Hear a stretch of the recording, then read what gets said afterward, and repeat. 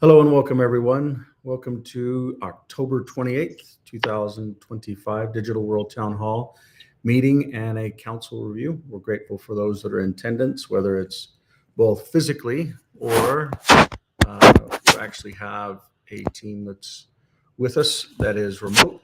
And we're grateful for all of them that wake up in the middle of the night, whether it's in New Zealand or Norway or Canada or Australia or other parts of the world. We're just grateful for those that actually care to get involved and to actually be a part of a solution that humanity is in need of, even though it may not be understood. But we're grateful for you listening in as well. The Digital World Town Hall meetings basically focus on a report out of the prior week, and then any kind of things that are happening or Q&As that's current. And we usually get started with a word of prayer. We're grateful for those that are co-hosts and the support that they always consistently bring, as it's things like this where we want to actually dedicate some time to training so that whether it's awareness or support is minimized, but people can actually feel like they can ask questions and understand. For those that are not aware, we look at the world physically, and some of us, actually this last week, I looked at a statistic. I said, how many people actually believe, it doesn't matter what the religion was, but I said, how many people actually believe in a God? And it was beautiful. It was actually 87% of the world believe in some form of a God, whatever that is, to different people and their different journeys. But grateful for the acknowledgement that there is a spiritual realm, and that as we live in the physical realm, we can actually use the spiritual elements to try and create, not try, but to create something that is what we call the physical realm, which all of us are connecting on in some medium or another, whether you're on a phone or a computer or listening to this live or in the future. It's a digital medium that you're actually connecting with, and we're convinced that there's actually a jurisdiction there. There is an environment there that is forgotten. It's just kind of like back up, 400 years, and large portions of the world weren't explored or understood. I would still say that there's a lot not, like Iceland and others, but um, does that mean that there shouldn't be structure and consistencies and laws that are basically functioning within those environments? So we're grateful for those that are here and willing to actually recognize that.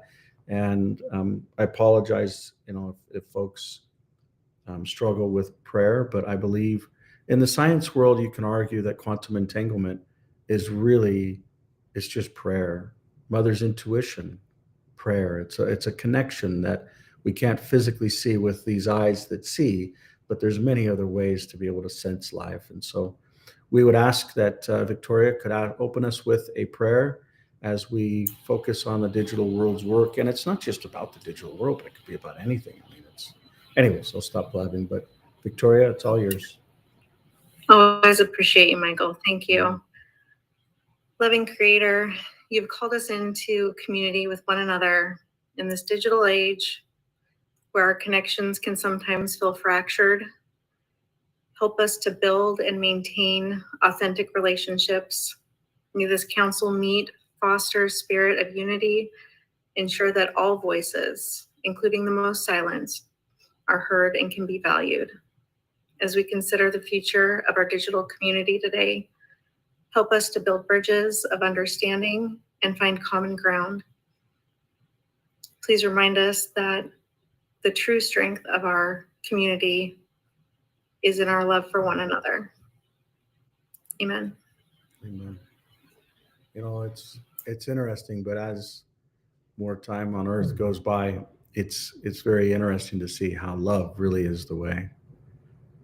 And just grateful for that. Grateful for your prayer, and especially those that are not heard, the little ones that are not heard. I think that's what this is all about. And I think digitally, people can be heard, their voices can be heard, their votes can be heard, their perspectives can be heard. For those that need a reminder, this is a private membership association. Some of the things we talk about absolutely are forward-looking, but they're reality too. The things that we're combating are secret combinations that basically work behind the scenes to work together, and in some ways unison, in some ways non-unison, but they basically work together to take over control and choice of others. There's private combinations and public combinations. And we'll talk a little bit about those, but ultimately we're grateful to understand them and to be able to create an option of decentralization for the future. We'll talk a little bit about layers, and I'll show you some more things that have actually advanced. But the goal of the digital world is to find that balance so that choice can be restored. And you do it through giving folks 12 words, in this case it's 24, that then have derived keys that ties to them biologically and basically makes it so that artificial intelligence or machine learning or things of the future, that they basically can't follow the individual in the digital world and ecosystems, so that they can actually be private. Not private to hide, but private to be able to have choice and exist. And it ties back to that voting and the voices, the little voices that are not heard. So for those of you that may not understand the technology, it's okay. The topic is connecting the physical world with the digital world through decentralization. And it's done with identity, keys, and payments. And we'll talk a lot about that. For 2025, we set up goals, and primarily one goal, and then they're counter what we call, Wally, what is it called? Lead measures and lag measures based upon goals that are within departments or within teams. So there's multiple teams around the world, and that's how we align them. As a matter of fact, since 2005, so 20 years, we've been working on that. And it just so happens this last week, we're starting the process to actually do that for 2026. And we look forward to reporting that out. What is the 2026 goal? And how does it relate? And what can we all do to be a part of it? So it's not just coming together and talking about things, but actually how are we moving things forward?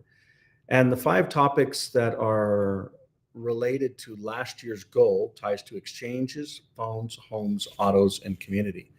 And I'm happy to report that we've been able to set up multiple different exchanges. There's actually 7 of them. We started out the year with 0. And so one of the lead and lag measures there was to grow from 0 to 5 within the 2025 calendar year.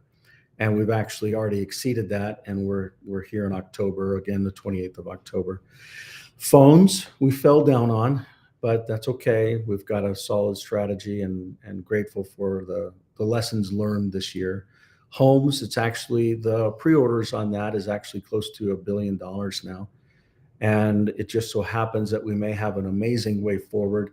We won't talk about it in this meeting, but over the next couple of meetings, you'll definitely start hearing about homes. There's actually 4 million homes with 25 factories that are basically already up and running, that we were able to connect in with the folks on the homes team. And we don't have things signed, but we have agreements drafted, and grateful for the understanding and opportunity to be involved in that. The autos are also going to come through that as well. The phones, homes, and autos, I believe, the most disruptive abilities to be able to bring these to the future in a decentralized way, where the individual owns their own data, they can communicate privately, they can transact privately, they can live privately, and they can travel privately, is really the key of what these goals for 2025 were all about. The regions that we are actually able to stand up this year, we actually connected again today with some folks in the Arabian Union, as well as the Pacific Union, which was prior to that. There's going to be massive stuff within the Americas, primarily starting down south with the Latin environments, initially with the Mexican environment. And, there's a lot moving around there. We're grateful for Mauricio and all that he does just to put his energy out there and literally connect. He is an absolute maven, and he will make a difference for, I believe, millions from his efforts, and grateful for all that he's done. It was nice to see him in person and just connect. And then really just the assets within the exchange. So real world assets that connect, and then creating an opportunity for many within the world for the future of disruption that decentralization really enables. So we're going to be retiring these goals and priorities soon, and looking forward to kind of having a summation. But we've literally been able to launch on the decentralized exchanges, 7 of them. one that's with Alpine Gold, one that's with the state of Utah, one that's with Clear, one that's with the digital world. There's also a treasury, which I'll talk a little bit about. And then there's some within respective countries. So the Mexican exchange, the Hawaiian exchange, and there's one that is going to be launched here in the next month or so. And it's from a part of the world that one of you are in, and we look forward to announcing that when it's actually launched. So this last week, we've actually gone live with 3 new versions of Clear Life, Digital Life, and then Hawaiian Life. So there's actually Android and Clear and Apple-based operating systems that have been updated. The combination of ClearPay and Clear Life on Android is completed. There is 2 bugs that we're working on, but other than that, the upgrade process worked really well. Digital Life is also upgraded. You can get it from any of the download sections. You'll also be able to get it on the Google Play Store and some other environments within the Huawei store and within the Clear store. And we look forward to making some huge announcements in that path. But there are new life-based apps. This next week, we plan on working a lot on the Mexican Life app. And we're just grateful for those of you that follow along. The Life app opens up a massive path to what we call the Life Suite. And it is a combination of, I believe, the future of how we can actually prove who we are. We're not robots. We're not some AI environment. We're not some hack. We're not some fictitious deep fake. We are individuals. And that individual comes with a right to be able to choose and to self-select who they are and what they want to choose in life, where they want to live. I think we're born with certain things, with genes, and we live in a certain environment. But I believe with choices, the environment and the genes, who we are, can actually be changed. A lot of people would disagree with that and say, no, you can't change what you come to Earth with. But I really believe, for instance, just 3 weeks ago, I said, you know what? I really love ice cream, just simple vanilla ice cream. But I'm not going to eat any sugar anymore. And 12 pounds in 3 weeks have just come off of just not eating sugar. It's a choice. And you may think, well, okay, great, but that's not your genes. And I would argue that it's a good example just in 3 weeks of what choices can do for us as individuals in a body, as spirits in a body. And so with that being said, there's a massive announcement that we hope to be able to announce. Today's not the day, but we want you to understand that there's a suite that we're working on within the Life environment, and it's separate from the digital world and the Clear companies.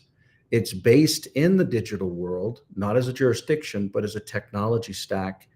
And the Clear companies can actually help to support it, but it is absolutely independent of the digital world and independent of the Clear companies. So we look forward to going through the details of what that is.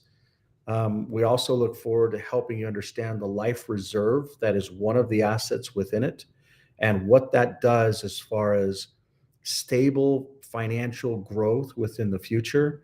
There are some amazing people that I believe are divinely inspired and led and connected and even patient enough to work with my craziness as an individual. But I believe that Life Reserve is going to have a massive impact on the future. And that is one of 8 parts within the Life Suite. So we'll talk a little bit about that. I'm going to jump to what we call Digital Treasury. And this is actually live. So this Digital Treasury is something that is a part of the digital world, but it actually does certain things around managing and helping to transact in certain ways. And there's just a lot more to it. But basically, the Digital Treasury is being stood up, whether it's with technology or with teams. And at the same time, the digital world this last week has actually just launched about 8 to 9 new pages. And we look forward to going through with you what they are. It'll tie some of these things we're talking about, whether it's around decentralization, whether it's around this Life environment. But again, it's really specific to the individual. And what does that do? How does it link together? Those things, so on and so forth. There's also a model around what we call the 10 layers, and identity is what drives the first layer, and life is the basis of that. I don't know if you can see that, but this layer is really important because we're all individuals first. Then finance with transactions and other things, storage, where does your data go instead of putting it with Apple or with Google? Communications, and that's where the phone comes in. Assets, which we'll talk about within the exchanges. Endorsements, as a matter of fact, we just received a video. If you want it, I can put it in the notes, but Mariano basically sent it over, of endorsements within the state of Utah and some of the beautiful work that they're doing to let the individual be an individual and endorse that individual around governances and then other services, whether through service providers or through governing entities in whatever jurisdiction we basically all choose to be a part of. Remember that choice with environment. So grateful for that. And then the unions that we've been able to work with, whether it's the Pacific Union, the American Union, the Arabian unions. Those are the core unions that this year we've actually been able to stand up. Well, I guess it's not this year. It's a long time coming, but grateful for that knowledge and work. So, and we're also massively grateful for those that are actually behind a lot of the details in this. So again, there's about 8 pages that are live. There's also some things that are important, and this is just being started, but there's actually the Digital World Rating Standards. And so some of you might say, well, what is that? Well, there's a thing called Moody's and certain other channels, if you will, that basically rate certain assets. And there's actually what we're starting to create with this Digital World Rating Council. So this is actually a process. This is actually a standard act. So what are the standards? What's the structures? What's the purpose? So this is basically creating what we call the DWRS, where it's a rating standards for what decentralized assets will actually conform to around specific categories. And these range from issuers or debtors, insurance, banking. It's like what gives a bank a charter? What gives a trust a charter? In the digital world, it's a little different animal because it can be done with cryptography in the middle of it. A real estate investment trust, how does that work? What's the rating there?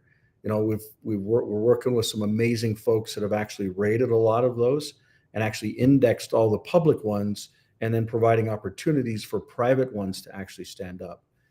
And then structured finance or equities or stable coins or protocols. So it may sound like it's a nebulous thing and you're not used to it, but this is something that is really important. And then exchanges and liquidity funds. How do these actually work? What is the ratings behind them? And then how can you actually look at different, for instance, if we look at over here and we kind of look at some of these assets that are within this digital reserve, let's say we look at a REIT down here. How is that REIT managed, or how stable is it compared to a dollar, right?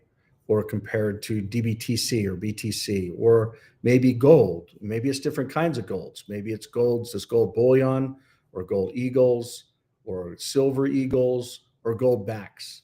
So for those of you that are not aware of what gold backs are, here's a $20 bill and here's a 25 gold backs. So you can kind of see the size is about the same, but the value is very different. So for instance, every day these things get a new price because the gold prices fluctuate, therefore the prices of these fluctuate.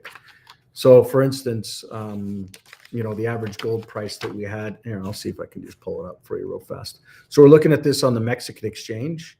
So I'm going to go ahead and just look at this one here so you can see, it was about 550. Now they're about 793. So they're going up in value. And I would actually argue they're a little bit higher than that as well. But you can see this is a digital exchange. This is a Mexican exchange where people can buy and sell freely their own assets. And this is a digital representation of what this actually is. So instead of paper or greenbacks that burn up into nothing, or they create them. Actually, I'm going to show you a statistic here in a second. But these things basically go up in price. While these go down, these go up. That's the way to look at it. In my opinion, yes, this can burn into nothing, the dollar or the greenback. And this, if you burned it, it would turn into gold, real gold. But the point being is, there's an element of trust and belief that ties to it. I personally don't have a ton of belief or value within the gold environment, but this is a statistic that I think is really important to look at. And this is just this year. So basically, year to date, 2025, we see the value of the US dollar going from basically zero down. And that's just because it started at the beginning of this year. So this year it's down 10%. So for people to keep their buying power at the same consistent value, you literally have to make sure that you're at least making 10% on whatever money that you're making. Now, if it's coming in and you're spending it, you don't have to really worry about it. But if you actually care about retirement, and some of us look at a life cycle around systems, and I would actually say that the life cycle is a form of slavery, where really, are you feeling stretched? There's a reason why. Is things getting more expensive? This is a perfect example of why. It's a form of dilution. They just issue more dollars, which dilutes out the value. So there's lots of reasons why this is the case, but there's lots of currencies inside of this. You can kind of see all the different currencies, but what the red line represents is actually the United States of America. That's actually being balanced, if you will. And I would argue that it's basically just the first and second quarter of the year. So it's not all the way until today. Today, we're almost into November. But I think there's some interesting statistics to be had here. Before we jump off of this, I'm going to walk through this last week. We had an amazing opportunity. This gentleman is probably one of the best humans that I know. He's absolutely fun, but he's amazing. And I've known him for about 30 years. And he's watched this Digital World Town Hall meeting, and he just called me up or messaged me, says, Mike, I've been watching you and I'm in.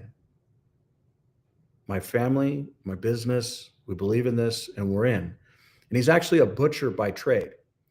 So 75% of the meat, it's actually Wagyu in the high-end luxury meats in the state of Utah, comes through him. He's actually cutting one up for an event that we went to this last week. But he's like, you know what? I'll sell my Wagyu and I'll sell all these other meats. I'll sell, I don't know what's hams or pigs. What's the meat called? Pork. So pork or beef or bison or poultry or lamb, all on it. And not only that, but I'll do it in a jurisdiction that's new, that's digital. And he's all in. So I'm excited to build with him for the future. But really, we're at a fork in the road where it's either we're going to become self-reliant, and that's what we're talking about, or not. So it ties to that.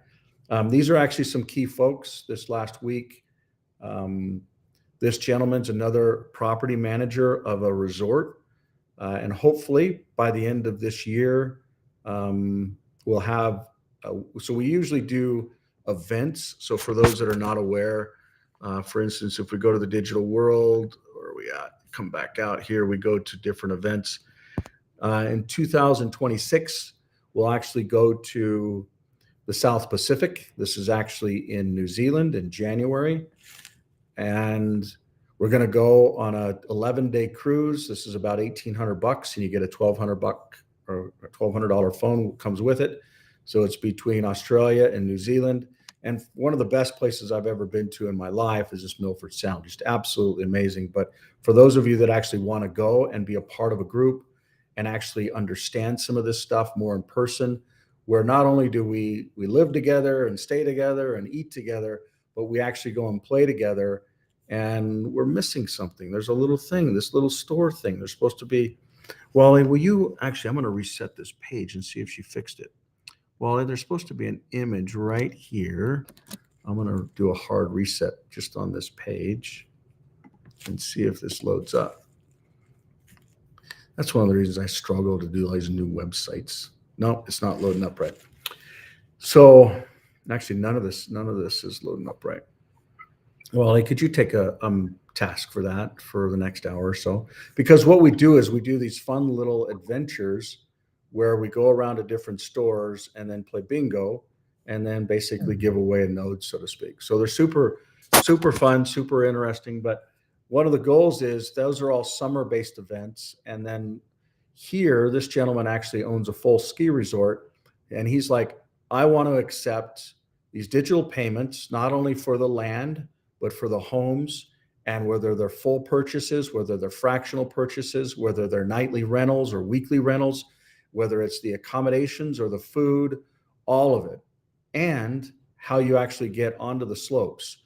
So imagine being able to, and this is a good example.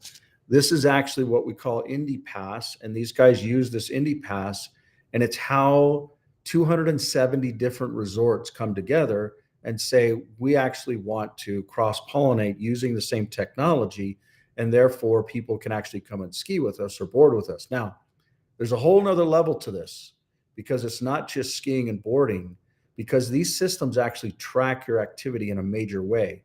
But these guys are willing to take their centralized systems that do payment, identity, including photos, and where you actually ski, how you ski, where you go. You like literally to get onto the actual lift, you have to turn this NFC on. And when you're doing that, it also clicks on an app, which then clicks on a GPS. And we're all about enabling choice. So what if there is actually the ability for you to not just be tracked? For instance, in Utah, the ski resorts, majority of the top ones up in Park City, were purchased by Vail, which they got crazy costs of funds, which is a whole other conversation. But they basically use this pass called the Epic Pass, and they actually can track people, where they go, how many runs they take, how much altitudes they gain, all these different details around it. And when you link it all up, you're looking at privacy. And some people may think, well, I don't really care. None of this matters. And I promise you, there'll be a day where you do care. Your identity and your data and your payments layered on top of AI will literally enslave the future. And once it happens, it's like there's no other alternative to it. So the ability for these types of folks to come together and say, you can actually register your flight, your vehicle down there, your ability to get a room, and your ability to be able to get on the slopes are just a swipe, a tap with your phone. You don't need to go see, a reservation desk. You don't need to make a call to a taxi. And think about it, instead of doing Uber or Lyft, you could do other Ubers or Lyfts, but the people get paid. They know your reputation. They know your first name, but it's the same type of experience where it's basically all decentralized. So massive stuff there. This actually ties to a mine that we had an opportunity to go to, which I found, Mariano, this is really interesting. This mine is in the middle of nowhere, but it's in this county that's willing to use decentralized systems, at least components of it, where there's tracking animals and where they're born and their life cycle and how they're killed and how they're processed and all this, to the butchers, to the actual market, which ties the butchers and the farmers and the ranchers together. But what's interesting is down in the same environments, Beaver County, Utah, they actually have mines, different kinds of mines. And some of the ones we went to, they're iron, they're copper, they're silver, and they're gold. And the question is, how did you even find this? And what was interesting was the original use and need for it was before the state of Utah was even incorporated. Why? Because it was actually in the mountains of Mexico, the Mexican mountains. And the mine was actually used to get iron and lead to create bullets to go down and hold what is now the Mexican border by the Mormon Battalion. Think about that. This is someone else's land, and they take from the earth to create bullets because we figured out how to create a little shell and compress it and create fire and spark and something flies out. I mean, just think about all of these different history. This is the life, like we're talking, 200 years ago.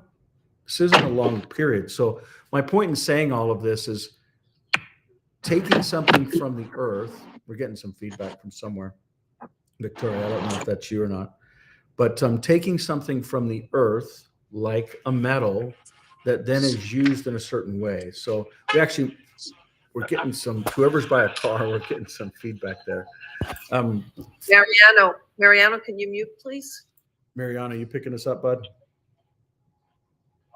Anyway, so I just think it's really interesting how we tie to these different metals, because there's gold mines down there and silver mines. And we went in and said, hey, what you're pulling out of the earth, are you interested in selling it? One, but are you also interested in digitizing it too? So it's interesting to basically pull these things together. In the future, you're going to hear a lot more about this gentleman and a couple of them. I won't go into the details now, but I can tell you their hearts are in the right place, and they've been prepared for a lot of the things that are going to come about. This basically goes through some land that we were just talking about, where the county actually raised $4.5 million to buy a $5 million piece of land that is hundreds of acres next to the 1,200 acre resort. That is basically what we hope to have, a decentralized, private, exclusive event where all of the slopes, all of the restaurants, all of the environments are all private. And literally we come, and not only do we learn and we interact, but we actually transact in these systems. So that's one of the things that we're working on.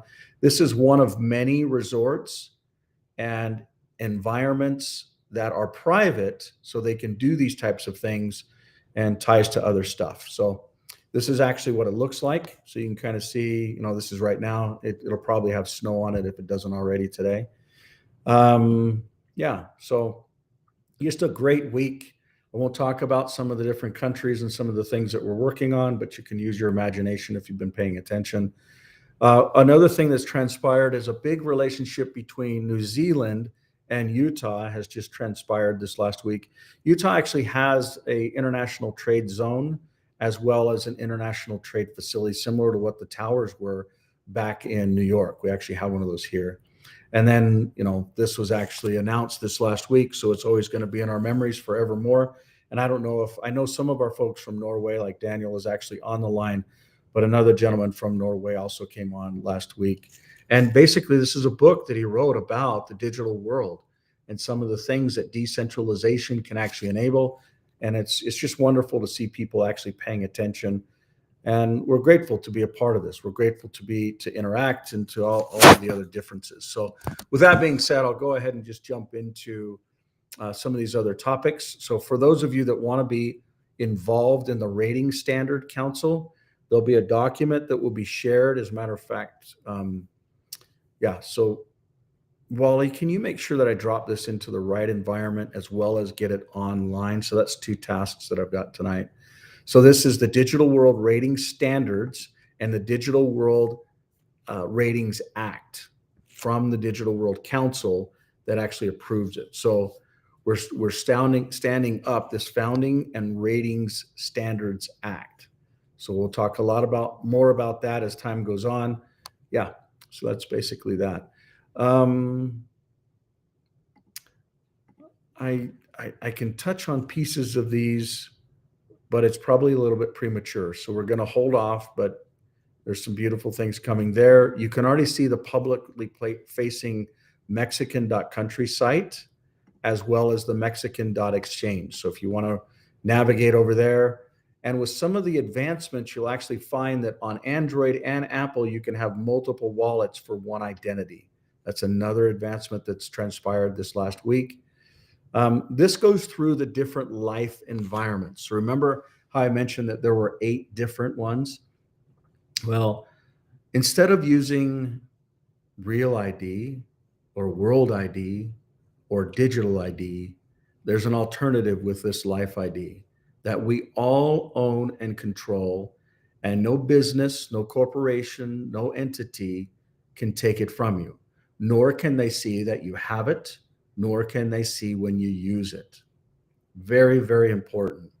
The life reserve. So as financial assets, such as certain dollars and currencies and buying power declines, this life reserve can actually help. And this is just 10% of it. There's a lot of other beautiful things around this life reserve that'll be advancing. The life coin, which is basically earned from doing.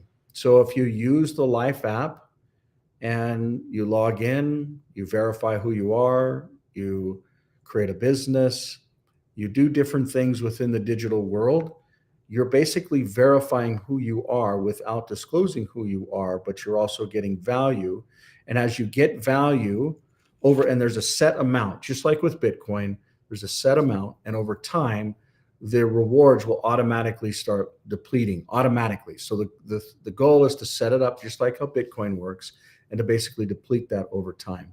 The dollar is tied to really this. So these life dollars, whether they're digital dollars, physical dollars, gold dollars, etc., there's a value exchange. And many folks are like, well, I don't understand how that works. I'm just used to thinking US dollars or pounds or renminbis or marks.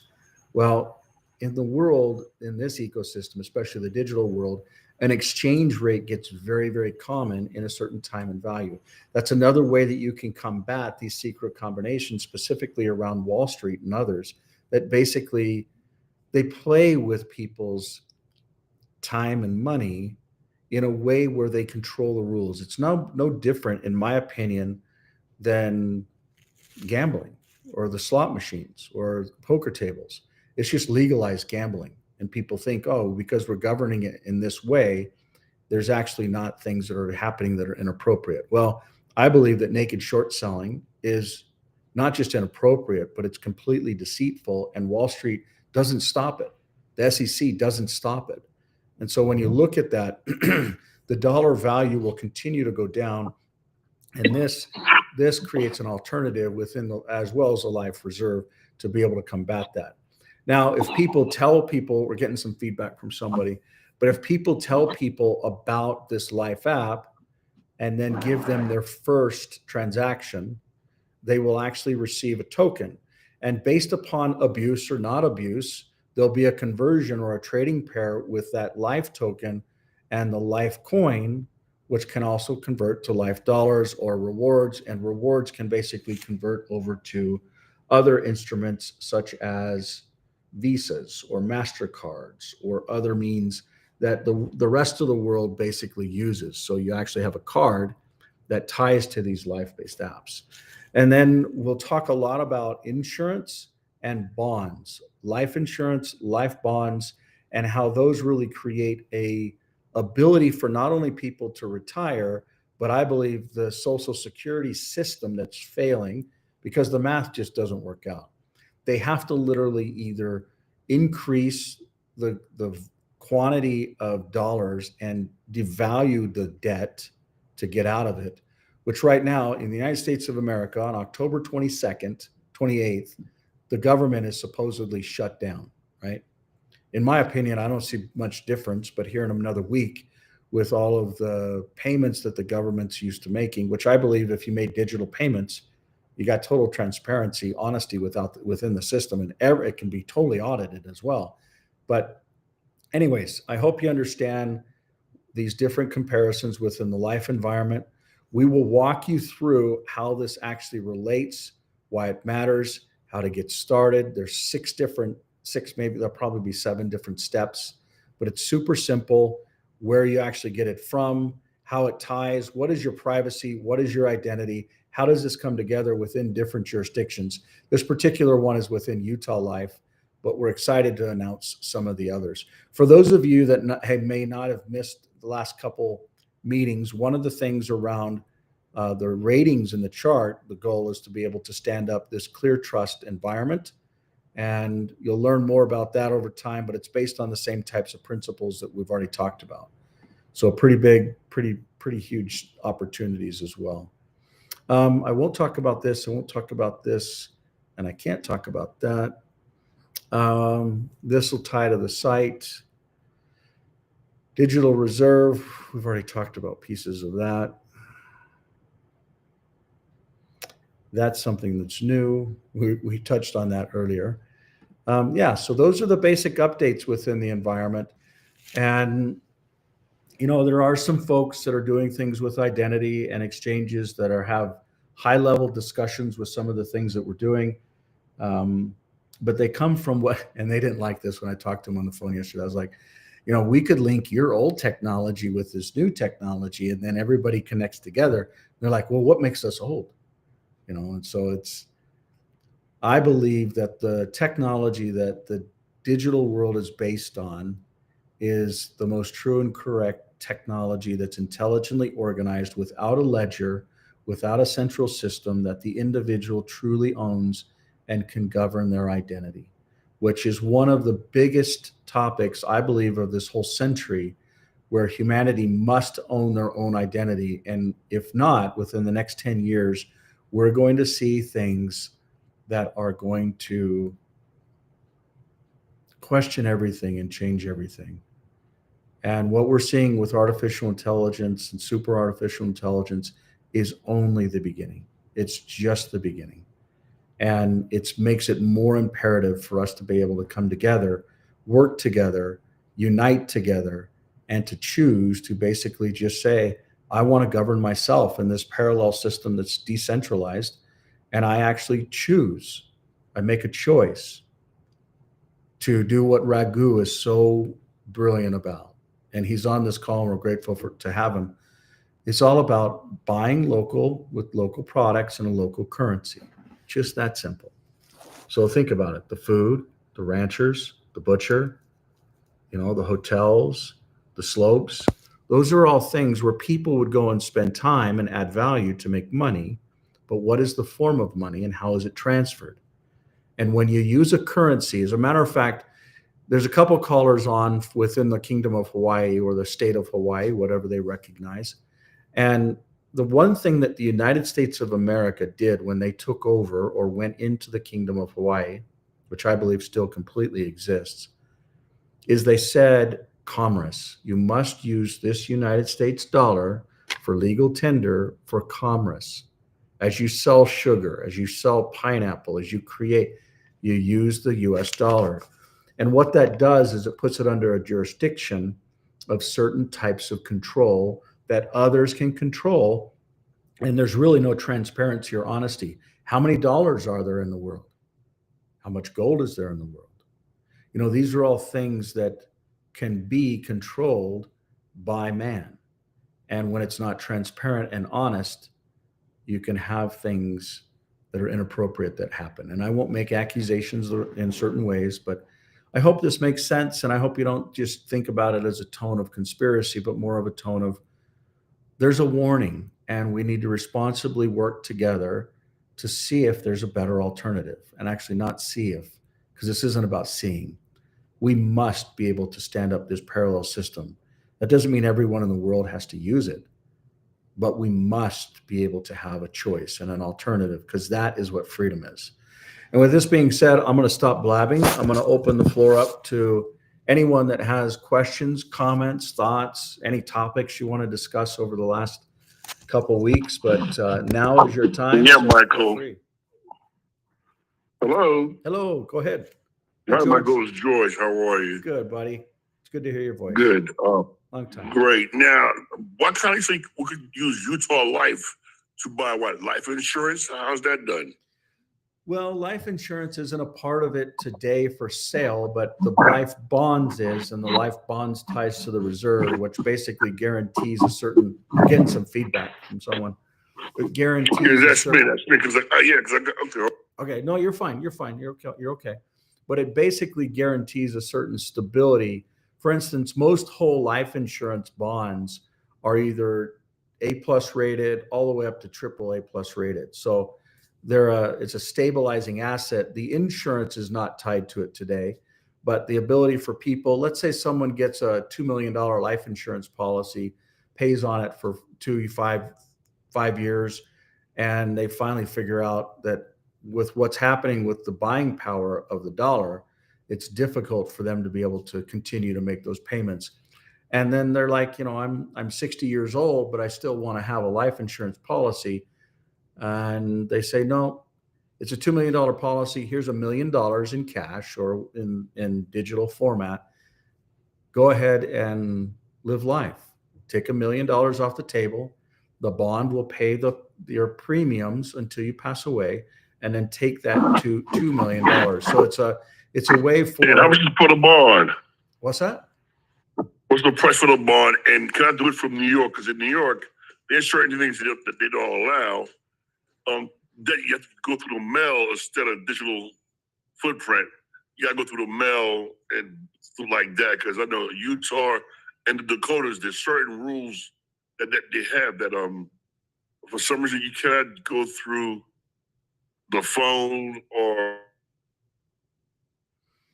Yeah, if you choose to be a member of a private. You must go through. You must go through the mail. How would that work? But George, let's say that you're in New York and you say, you know what? I choose to be a member of a private membership association and or the digital world, and that is my jurisdiction. And you say I choose to use these digital transfers within that jurisdiction. Those are choices. Those are environments that are jurisdictions as well. And it's not a matter. Michael, you're right. Until the FBI come knocking on your door. Yeah, that's okay. That's okay. We'll welcome them in and try and explain it to them, and hopefully they have eyes and ears that'll listen. And the reality is sooner or later we're going to realize that this digital environment, like how we're connected on right now, is actually a jurisdiction that is separate. And all we have to do is choose to be a part of it.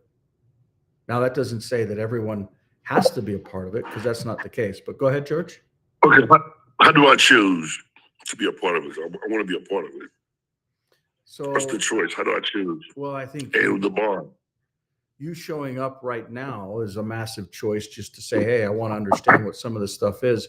Yeah. But what I'll do is I'll turn that question over to Adam, who's on this call, and say, Adam, how would George choose to be a part of not only the digital world, but purchase the digital reserve and actually interact and transact, or create a stable environment where he can actually benefit from stability while things like the US dollar actually declines? Adam, are you with us? I am with us. I'm just driving on the road at the moment. Awesome. But I'd love to interact with George. Maybe another time, because it's a brilliant question. How do we choose? But just probably have to concentrate a little bit on my driving. Okay. All right. Get back to it. So, anyways, George. Absolutely. Great question. I'll take a shot at basically answering it, and Daniel, welcome back. You can choose to purchase whatever you want. You can choose a life insurance policy from New York Life, which is actually a mutual fund. And when they call it a mutual, that's not a co-op, that's not an LLC, that's not a C Corp, but you choose to be a part of that. And if I don't live in New York, can I actually join the New York Mutual Life Insurance? Yeah, I can. I can choose to spend money on it, just like you choose to pay insurance. And the bond is basically tied as a vehicle that lets people. So for instance, let's say this Johnny guy has a life insurance policy of $2 million, and he's 62 years old, and he's had it since he's 50 something. And make a long story short, he's like, you know what? I just want to retire. I hurt my knee, whatever. And I want to just be out. And so here's $1 million. And he gives up his life insurance policy, but it doesn't go away. You know, there's a process, and that's one of the beautiful things of the digital world and cryptography and smart contracts is you can actually say, so this Johnny guy actually has this much in monthly payment, and it's due on these days, and the payments are made in this way. And then if he ever passes away, this notice happens, which stops the smart contract. So the point is what you're seeing within this life suite is not just about life insurance. It's not just about bonds. It's not just about stability in the reserve, but it's about how we as individuals choose to say, I'm alive. I actually transact. I log in. I matter. I move around. I take photos. And what's the price for that bond? There is no price for it today. And the reality is the bond is actually only going to be sold primarily exclusively to accredited investors. And they have to verify the accreditation side of it. You know, they have to basically go through a process of proving that they don't have, you know, any kind of risks per se. So the net is, you know, the bond itself is accredited investor base. The life side of it will be for everyone. So, but I think. So how do I get it? Just connect up with Adam. I think he's doing a call next week, and you're welcome to just join it. Can you send me the information if you don't mind, Michael? Email me. Yeah, Wally, can you take a task to make sure that I follow up on that? That's the third task for today. Yeah, I'll email you tomorrow. Oh, that'll be like great, tonight. George. Thank you. For Adam, correct? Yeah, that'll be Adam. Yep. All right. And Adam, safe driving, bud. Thanks for being online. Next question or thought or comment. Thank you. Floor is yours. Appreciate you, Adam. I had a comment and kind of pivot off of the insurance. Suggestion is to actually start at the digitalworld.earth. That kind of gives you the outline of that's where I would go to start with Clear, and kind of get it in the works. And then honestly, it's getting it into your community. I mean, Raghu and I right now are working on helping the community get engaged with it and not be afraid of it. And I think a lot of people really don't understand that it's technology. And if you understand it, you can make the digital world a safer place. And that's what we're trying to do. And there's a lot of, once it's massively adopted, you know, once you have other people who are using it and they should be using it, that's when you start getting all the other products added to it. Now, a question is for you, Michael, would be currently there's no like charge for to use the Clear Life app, right? Yeah, and there never will be. The life apps, again, it's not from the digital world or the Clear companies. It's something just like Bitcoin that basically has an ecosystem where everyone is rewarded for using it, but the adoption is the key. The utilization is the key. So no fee to sign up, no fee to use it, no cost to get an ID. There may be costs with states and other jurisdictions to verify or get it endorsed. But right now, people can start a business with just what comes within the wallet. To create a digital asset that represents, like, let's say an equity, or if they want to do a capital raise, or they want to manage inventory, or if they create an asset that they can actually send inside of the system, there is, they can do one or two of them for free. But I think after the second or third one, they'll have to be, actually the second one, they'll have to go in and actually get native. And native is what runs the digital world. So native is what people would actually have to purchase as a utility to be able to operate within the digital world. And that's what pays for the digital world to actually function and operate, to manage the identity layer, the payments layer, and the storage layer together from a truly decentralized approach. And the goal is to do that where it can actually be done in perpetuity forever. When I say forever, at least a millennium, at least 1,000 years. That's the goal. Does that make sense? It does. And Done. to kind of break it down into more of a basic level, for people like me who are just starting with the Clear phone and the app and getting the usage, how would I use that? So you get rewarded and you have your tokens, and then how would I pay for eggs, like using my Clear application? And mind you, I haven't like fully dove in yet, so this might be really obvious to everybody else, but how would I use that at the grocery store to buy groceries? There's two different parts to it. And what I'll do is I'll drop over to some of these early, the ones that actually combine it. So I think it's this one here. So you can kind of see the different life elements. And so let's say that you actually downloaded an app. Here, these are the steps here. So you download the app. Okay. Then you actually create your identity by using 12 words that links with you biologically. Then you basically perform an action. Maybe that's starting a business. Maybe it's creating an asset. Maybe it's getting some type of a license or permit to registration, depending on what jurisdiction you're choosing. And then you can also onboard someone. So you tell someone about it. And then when they actually get it downloaded, you send them an asset. And when you're the first one that seeds their wallet, if you will, you basically get these tokens. And the tokens will have a conversion that can then convert into rewards.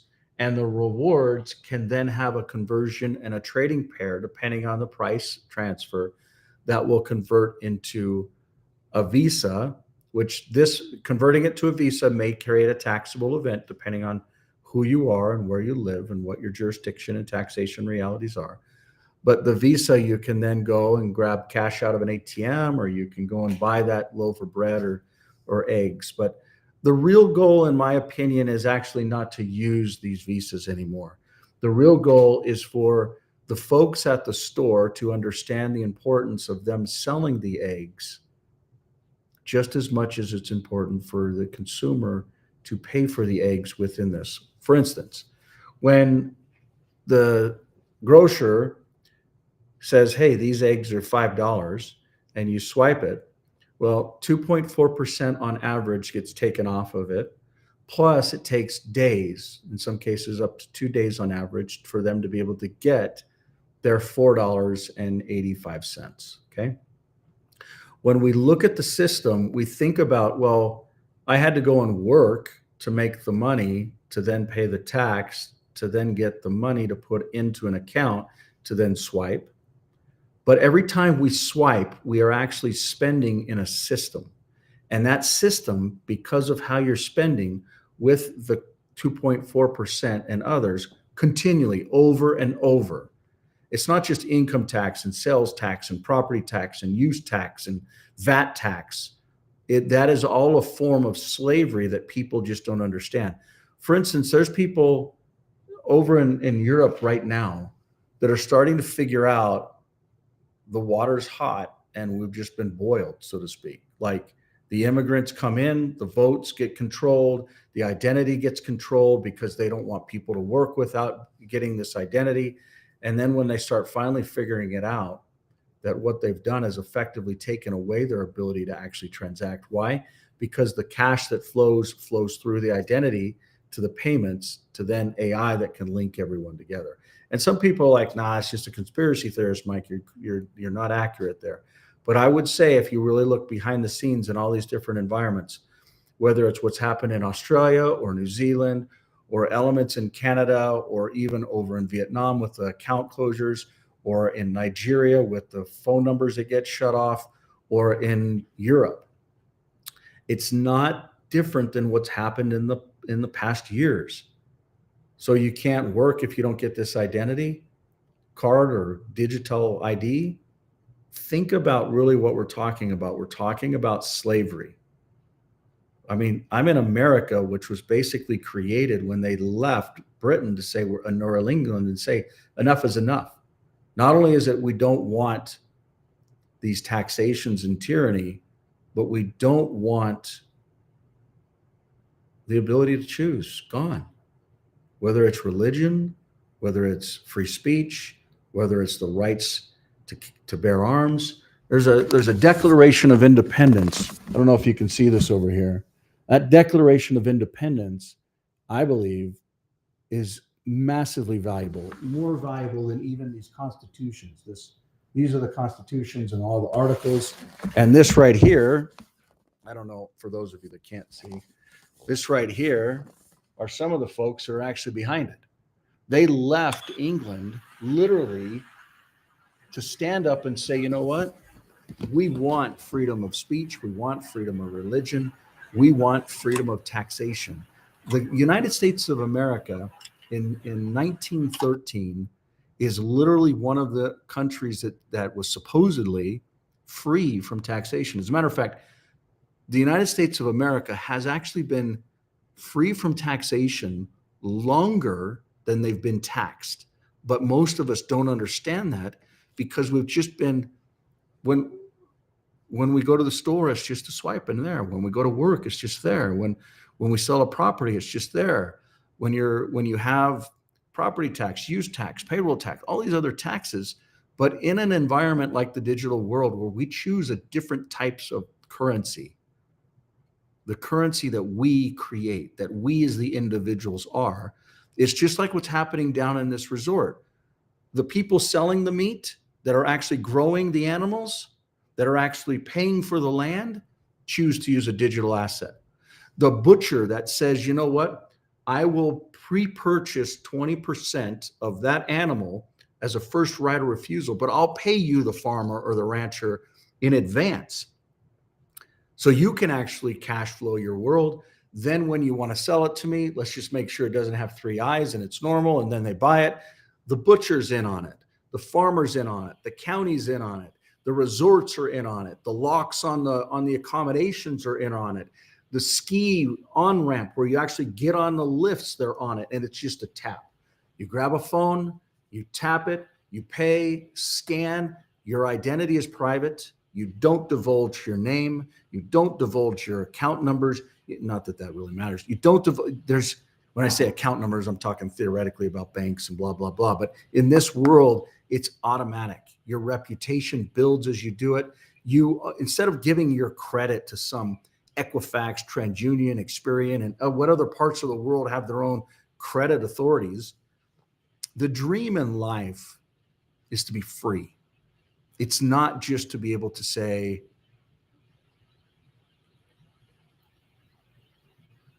American dream is to own a home. No, the American dream is to get credit to be able to own a home. And we as individuals, literally in the individual is who actually owns the ability to get that credit. It matters in a massive, massive way. So I hope I've answered your question, maybe not in a roundabout way, but it ties to the basic things of freedom. So next question. So go ahead. I was gonna say, so I'm able to create like my own coin or tokenization and use it in your system, so I can like onboard it, and then I can interact with other currencies in that wallet within this environment. Am I getting that correct? Well, the first thing, it's not my system. It's all of our system. And we have to choose to be a part of it. You don't have to create an asset. You don't even have to create a business. You can just transact if you want to. But the more that you actually verify who you are, logging into your bank accounts that have already done anti-money laundering and know your customer, logging into multiple bank accounts or multiple, maybe it's a Fidelity account and a Chase account or a Bank of America account, or maybe it's taking a registration from a vehicle, or maybe it's going to a state that actually, by the way, this last week, we were apprised that multiple states are actually interested in working with the state of Utah to create SETI, the state endorsed digital identity.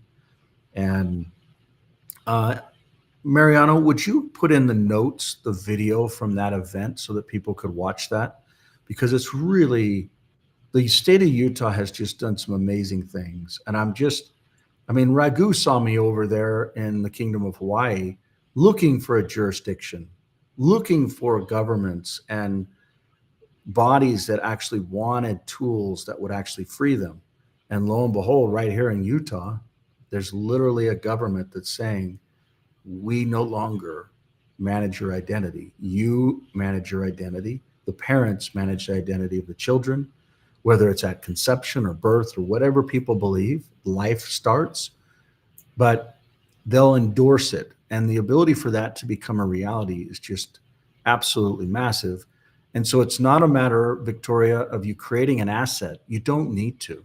All that does is compete with the Ethereums of the world. but you being an individual that is alive, that verifies you're alive. Because what happens if you pass away and you have all these assets?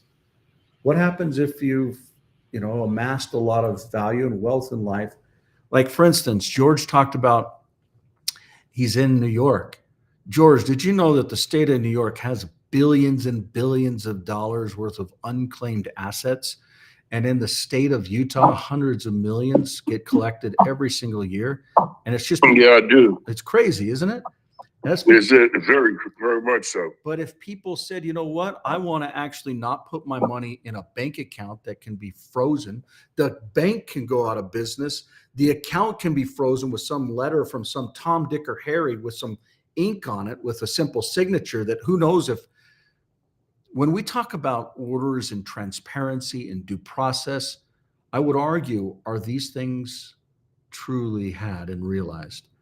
And I would say in the state of certain states, or at least in certain countries, we would hope that the standard would be upheld. But I would argue that some of the best in the world, they don't. Go ahead, George. Michael, yeah. Now, how do you get an idea on the Clear ecosystem? So what you do is you basically download an app. Starts with a life app. So if you've got a Clear phone, you've already got the app.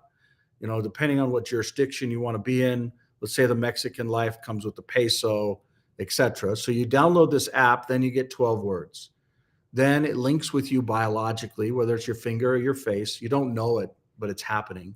If it's an Apple device, it's linking with your face. If it's an Android or a Clear device, it's linking with your finger in most cases.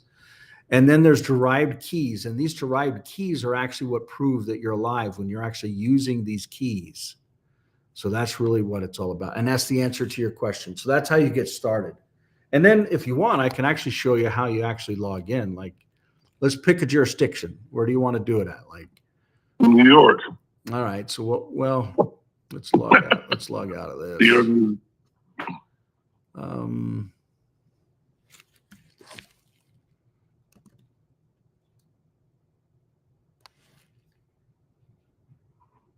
Also a driver's license too. Well, I'm not gonna do those in America. What I will do. So this is the Mexican country, and you can download apps just by clicking one of these. You can pick your jurisdiction, your union, your state, your different platform, whether it's Clear with lots of apps or Android. And then you basically log in. Does anybody want to log in here? If you've got a Clear phone, I'll give you a second or two. Otherwise, I'll go ahead and do it. I can do it, Michael. Yeah, so go ahead and just scan there. Now know that this will stream live, so your assets will be streamed live. It's recorded, but they don't know who you are, and they don't know. There's nothing. Though the balances will be shown once you do it, but it's your choice.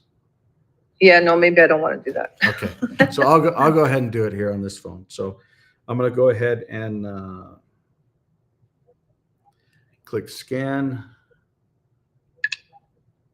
So I just logged in, 5-factor authentication. It sees that this particular identity has 4 different wallets. I'm going to select between Utah, Hawaiian, digital, and because it's a Clear phone and I'm based my world in there, I just logged into a Clear environment. So these are the assets within that wallet, within my identity within Utah. You can see up here, there are multiple different identities. So here you can see Utah or Clear. Here you can see digital. Here you can see Hawaiian. Here you can see Utah. I'm going to zoom back out real fast, and I'm going to jump from the Clear environment to the digital environment. So you can see different assets that are within them. And then this is actually the Hawaiian environment, and this is the Utah environment. Now, if I go into one of these, I can also see assets that I can see. And notice how I'm switching down below, but I can say, if I want to spend the Hawaiian dollar and actually buy gold with it, I'm dragging and dropping, and then I literally just put a balance in. And let's say I want to go ahead and swap a certain percentage. Let's see if I've actually got some the other way. They use, let's go to DUSD is pretty good. Let's see if I can do that.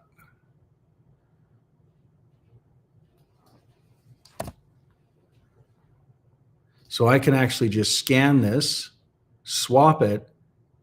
I don't want to actually do this, but you can see I can just scan this and then basically go through a process of swapping in real time, and it actually transfers those assets in real time. I own them, I control them, no one can take them from me. And you can add other assets and other types. So yeah. Does that make Michael, sense? the ID from New York State. Yeah. So what I'm going to do is I'm going to come into licenses, personal and identity. I'm going to look at a state identification card, and I'm actually going to fill in this information. So this is a Mexican identity card. So these are certain documents that are requested.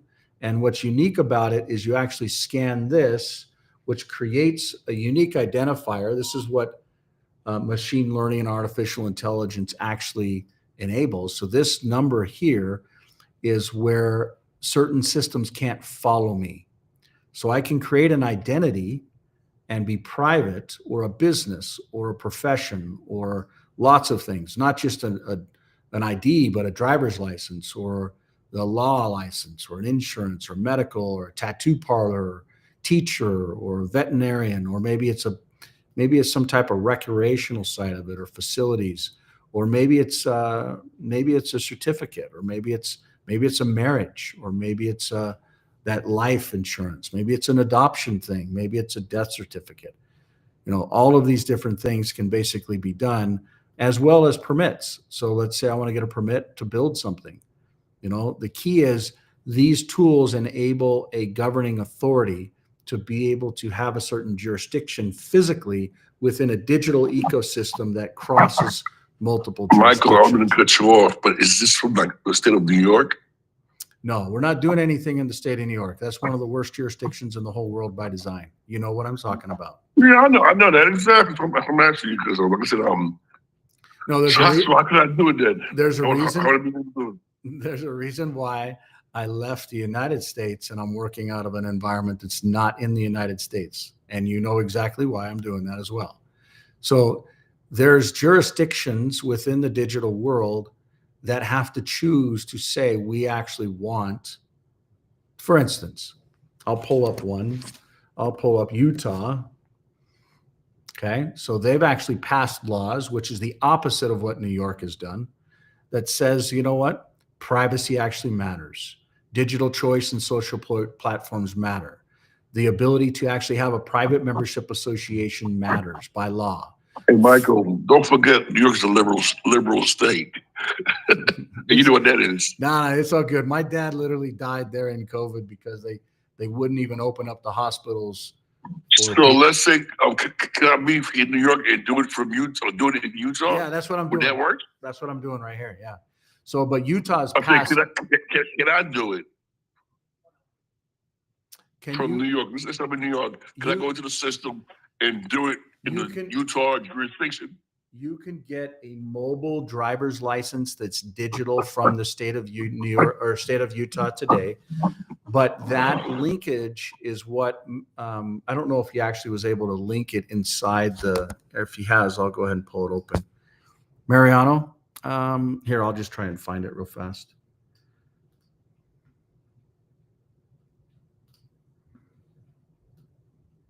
So this video right here is actually a video of the state of Utah.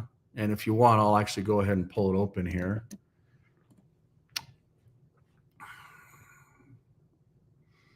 If you want, you can actually, I'm blabbing on it. But what you see is a use case around a grandparent or a child around guardianship. Hello, So my name is Michael Proper, and I you work can with an kinda- organization. I'm going to turn this down, but you can kind of, you can basically see how these folks are enabling in the state of Utah. And I'm actually going to jump way back over here. It's not my talk that matters. It's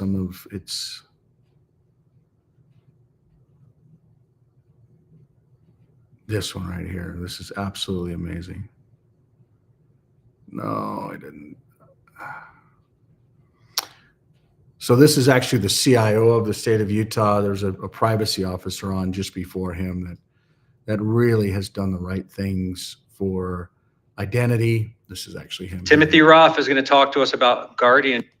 So what they've done as far as enabling the state to be able to validate an identity is just it's imperative. And there are 12 other states. I don't believe New York was one of them. California was, Texas was, but the 12 other states, I think we got 3 that are willing to go in on a state endorsed digital identity as a standard.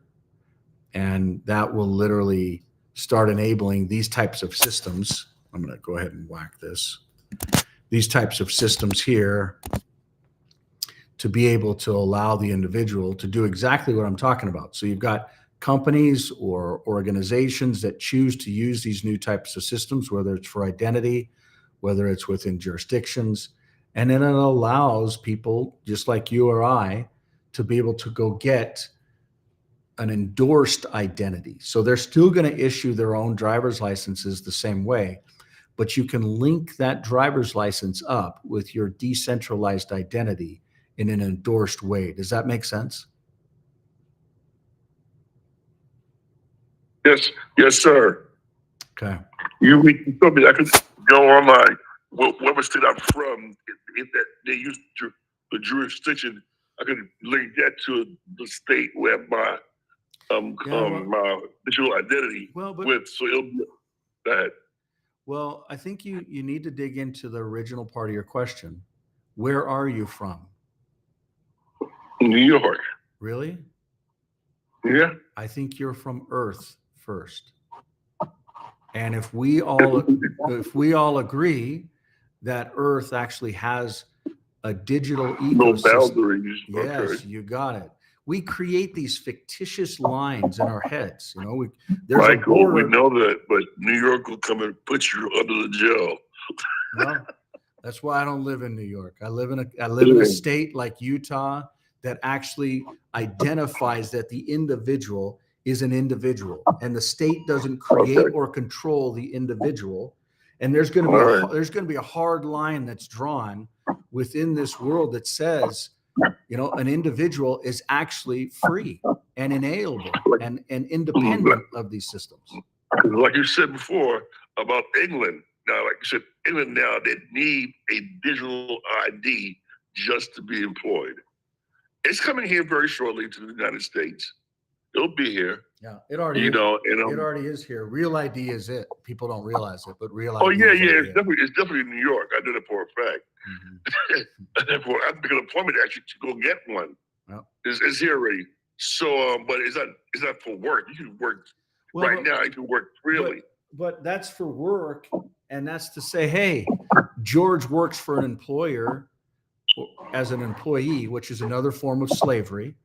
And he basically makes a certain income, and he gets paid in US dollars. Now, what if you chose to say, you know what, employer, I don't want to get paid in those US dollars, or employee, here's an opportunity for you to get paid in a different kind of currency. What if you wanted to get paid in gold dollars, which, by the way, even in the state of New York, is actually legal tender. Why? Because we have this thing called the Constitution, this thing right over on the wall right here. This Constitution says that gold and silver is actually legal tender, especially that's created within the mints that's eagle based. So gold eagle or silver eagle, those are tender where they can actually be accepted. For instance, what about the people? Have you ever tried to go to someone? Hey, Michael, but you know what I heard? I'm going to get you up. Sorry about cutting you off. But you know what I heard, though? Go ahead. I heard the Constitution was done away with about 10 to 12 years ago under Bill Clinton. The Constitution was what? Done away with? Yeah, under Bill Clinton. He signed something annulling the Constitution. And I think Obama, I think reapplied that same thing. That's what I heard. Well, I think it even goes back further than that, to be honest with you. But the net is Our battle is for the future, not for the past. And I agree with you. This constitution that's on the wall, I would actually affect that the original constitution and this Declaration of Independence and the Declaration of Independence over there and the Bill of Rights are very, not only important documents, but they're the founding documents of what the United States of America was based on. And it But like doesn't, I said, they said Bill Clinton signed some kind of annulment. It's like they're not even relevant anymore, from what I was told. I don't know if it's true or not, but it wasn't even I Bill was told Clinton. that. It was way before Bill Clinton, but it doesn't really matter because, Hey, Mike, can I jump in here? please, Raghu, go for it. He's bringing up the issues of what happens when you start talking about quote unquote conspiracies. And I'm beginning to wonder if maybe that's actually a distraction from what you have. And this is always the conversation I always come back to with you. What you have is the best technology. It's just the best technology platform out there. So it reminds me a little bit of Apple, where, there was all the cool doodahs that you had with Apple, but as a side note, you just don't get spammed and you don't get hacked, and the government can't spy on you. And they were always sort of in the background as sort of like a highly cherished, cherry on top. But people bought it not because the government couldn't spy. They bought it because it was just the coolest platform. And I think that if you lead with that, it will really help clarify. Because as soon as people start thinking about the government, it just their brains start short circuiting. Yeah. As you can see here, they're always looking for the reason how the government's going to jump out. The boogie. It's the ultimate boogeyman. And it's not that people are paranoid or hypersensitive. It's that they've been very carefully crafted to be scared of the government. So if you just put that off to the side and say, we got the hottest membership program going just as a technology platform. And as an aside, because we're so good, we can't be spammed, we can't be hacked, and the government can't really come in. And treat it like the way Apple was for all those years. Now, the thing that had really interested me was this guy with the ski lodge, and he was using it as a membership. And so I think that that's actually the strongest way of for getting the mass adoption for people that have membership programs with services of nuance. So he has a variety of different places to park and different levels of membership and different places to stay. That's a really powerful program. And the one that I also really, really like, the one that really got my attention, they all got my attention, where I would be sort of my version of almost beginning to salivate, was the gold mine. And that your program is so sophisticated that it can account for every consideration of nuance, from where it is, who's doing it, what elevation. What was it that you were talking about with the elevation? I forgot what it was. With the skiing, what elevation they are? I mean, those make a differences in a lot of things. And from what I understand with skiing, that you have different kinds of snows at different elevations. As an example, when you get too high, the snow gets too thick, and you're more likely for a what do you call that? When the snow slide. Avalanche. So Avalanche. yeah, so I'm really interested, as the membership program that Restaurant Row Renaissance is about. And my interest isn't because we can sidestep government taxes and live a true constitution. It's because there isn't any other program that I've come across so far. I'm a bit of a layman when it comes to these things, but I'm completely blown away with the level of nuance and almost ease of use. It's user friendly after you get on. And I think that you keep reaching out to the public directly. I really think that your strongest marketing will be to membership programs, whether it's churches or somewhat with governments. But governments, there's always the political element, and you have to talk to that. And as soon as you do, you just don't know what trigger you're going to set off with people. But this lodge, this gold mine operation, or Restaurant Row, So I just wanted to mention that, and I'm very interested to get more details on that. So in our case, I mean, the reason why I was getting so excited is that what we're selling with Restaurant Row is the premium foods. So premium foods is the hottest luxury product right now, and I can go into explain the reasons why that is. But there's that variation of, is this a premium food? Is this a semi-premium food? Is this a standard food? Which is what, which is 90% of what the food is in restaurants, or is it subpar? So those are the nuances that I would need for my membership. Your program provides it as a matter of routine. It's just like, it's already built in. Sir, what is Restaurant Row? What is that? A Restaurant Row was that 90, the tourists are coming to Hawaii. They're spending 20 billion, and about 200 million of that is on Hawaiian produce. Meanwhile, you have European luxury goods that are just completely imploding. So what the model has been is bringing tourists to Hawaii to sell them European goods. And we're saying, guys, the hottest luxury product line right now is food. Hawaii comes in at the top of that. 90% of the meals that the tourists are having are at restaurants. Therefore, we need to reinvent our restaurants to be the new boutiques. They're the boutiques of premium foods. And so that would start with groups of restaurants, because that's the easiest way to identify the largest players of them. And in Hawaii, we probably have about 20 groups of restaurants of between 50 to 150. Thank you. And so to start building those out with a more clearly defined immersive experience. So we got, 30 kinds of, Asian foods, 20 kinds of local foods, 4 kinds of medicinal foods, such as, let's say, kava, et cetera, and sort of build out a standardized template to better clarify and communicate that to the public when they come. So as an example, here in Hilo, we asked them, Victoria was there. We would ask, for every 10 people, we'd ask how many restaurants are there. The locals, they would say, between, 30 and between, 25 and 45. There's 150 restaurants and food outlets. So they don't know. So this is the kind of, what to speak of the 2 million tourists. So we get the 2 million tourists here. We have the farmers. We have the great restaurants. Nobody knows about it.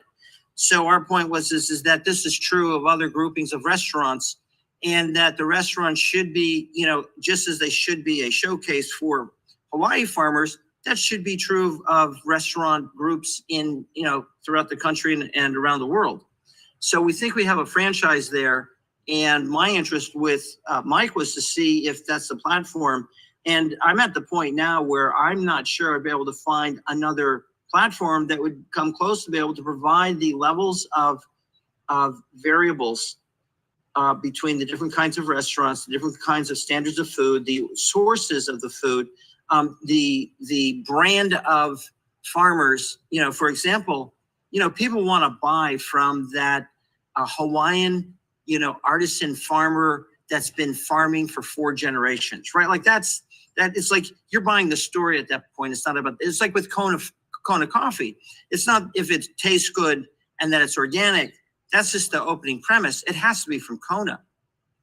And then it can't be diluted. You don't want it 50% Kona. So all of those variables, Mike, your service covers that. So, to me, I just need to figure out how we can interface it, because that's the nuance that a modern day membership requires, is that there's such a spectrum of specialty and variable specialty that people are after, the niche market.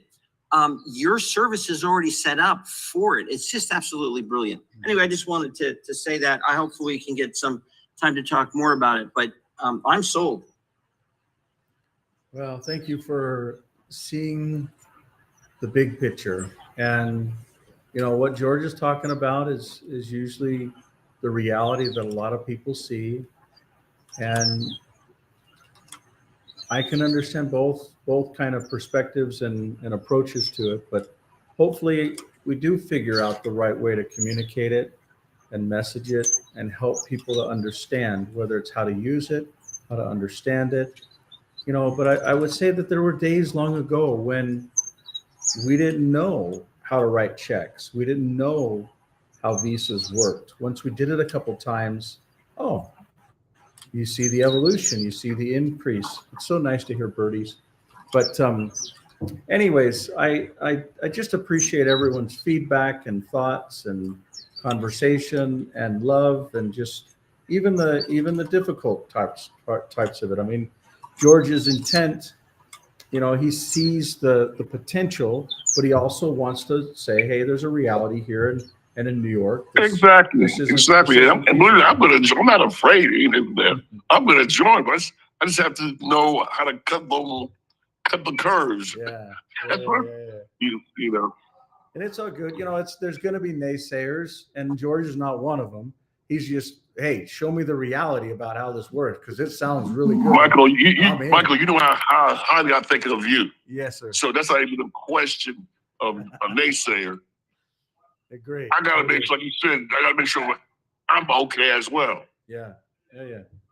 No, you're right there. We haven't even talked about some of the crazy stuff that's on the other side. Yeah. Of it, but any other questions or thoughts or comments? Anybody before we kind of convene or wrap up here? Yeah, I have a question, Michael. It's actually a question that I've been asked a couple of times over the last week. People are more and more aware of government interference and government overreach when you don't agree with the narrative or when you speak your mind. So I've been asked a couple of times, what's to stop the government from shutting you down? They're really worried about that, because we hear it all the time. We hear some atrocities from the government all the time. And I've been asked this, what's to stop them from, coming in and saying, we want to see the transactions. We want to see who owns what. I think there's two parts to that question. One is the systems are decentralized from a architecture reason, and that's the benefit that we really bring to this. Like 30 years in high tech, and particularly around security and storage and architecture. And that's why we went all in on decentralization a decade before most people even knew it was around. 2009, we shifted from building what was recognized as the world's #1 managed service provider in the world. Well, if you could find direct point Michael Proper. That's what I'm telling people, but they're saying, well, if the government, finds out, if he's getting mass adoption and the government finds out that, this guy, Michael Proper, built this system, what's going to stop them from coming? Michael is doing it already. Yeah, no, I realize that, but these are questions I'm being asked, and I don't know how to answer people. In my heart, I feel safe, and I certainly feel safer in this system than anything else we have. But I don't know how to answer people. Yeah, in the end, we either live with conviction and passion for what we know is right, or we just conform to the centralized systems based upon what they want us to do. And it's just not built into me. It's just not, it's not do something. Michael, I'm with you 100%. But Hallelujah. it's not you do something that is not lawful or legal. But I, as an individual, I actually grew up in foster homes, a ward of the state. Yeah. I was emancipated from the Sorry to state. hear that. No, it was actually a beautiful experience from age 9 to 16. But at age 16, I was emancipated from the state of California. And because I said, do I have to really stay in this high school? This is a lockdown facility in LA. I got the stab marks to prove it. It was just crazy. And 2 people died on campus. And I said to my social worker, I said, do I have to stay here? They're like, no, you can be emancipated. The state doesn't have to pay for you. We don't want, So I was like, okay. And what people look at around this digital side of it is really an extension of that 16-year-old kid that said, I'm not going to go back to school. But what is it that I'm supposed to do? what is it I'm supposed to do with my time here on earth? And I sincerely prayed about that to a point where I can't even talk about it here, but it's like I knew at a very young age what I was supposed to do. I didn't know what the word technology was, but the point that I'm trying to articulate is I questioned it. Why do I need to go to school? What are they really teaching me? Exactly. Why do I need to stay in this lockdown facility? What am I really learning? And it was like, you know what? You can take this class, and then the state gives you up. You're done. You're out. And for me, Yeah. actually growing through hard things was actually a massive, massive blessing, because it forced the ability to say, who am I? Why am I here? Why are we here? Where is this going? And I think that in life, you know, learning wisdom is usually through points of growth and struggles. And my wife would even say, you know, what sin is the ability to miss a mark where your potential is to go here, but you make a different choice and you go here. The difference between that is a consequence of sin. And whether it's wisdom or sin, the net is we're learning, we're growing, we're understanding. And that doesn't mean that you're conforming to someone else's reality or questions. And George's questions are really brilliant. But the net and Raghu, you know, it's just, you're probably one of the biggest mentors in life, especially around some of the economy realities. And just, you're an example of someone that is similar to me, where you grow up in these different cultures and you see these different perspectives, and it molds you into something that can actually make a difference for other people. And it doesn't matter if there's going to be conflict. It doesn't matter if people are going to say you can't do that. It doesn't matter if life gets difficult, whether that's emotionally or physically or financially or spiritually. You keep plugging, you keep pushing, because there's going to be a day, especially one of the lessons I learned young in life. You know, I was a 9-year-old kid. I was faced in a reality that no 9-year-old kid should ever face. I would actually argue with that and say, you know what? You can grow from these things too. But I actually didn't want to be on earth at 9 years old.